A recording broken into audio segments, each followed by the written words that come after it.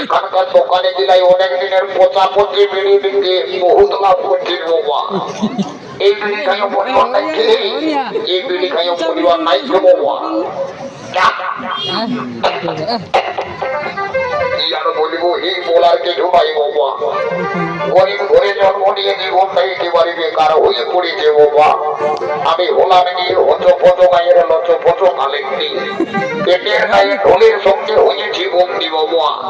যুবরাজের একমাত্র কন্যা লক্ষণার স্বয়ংবর সভার সংবাদ নিয়ে আমি এই শহর থেকে ওই শহরে, এই নগর থেকে ওই নগরে, এই গ্রাম থেকে ওই গ্রামে ঘুরতে ঘুরতে ঘুরতে ঘুরতে এই গায়ে আসে ফিরিয়েছি বাবা।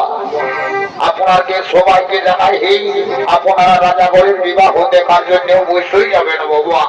নাই নাই, এই সংবাদ আমাকে অন্য গায়ে পৌঁছে দিতে হবে বাবা। হয়তো মনের আনন্দে গান গাইতে গাইতে আমি এগিয়ে যাবো বাবা।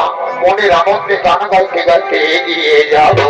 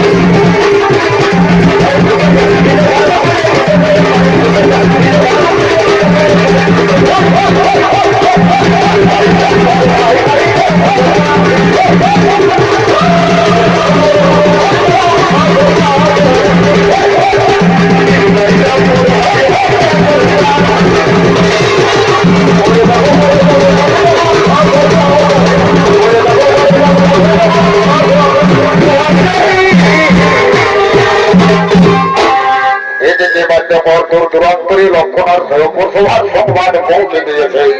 আর অন্যদিকে রাজকুমারী লক্ষণা তার সখীদের সহযোগে ফুল তুলতে ফুল বাগানে আবাদন করছে।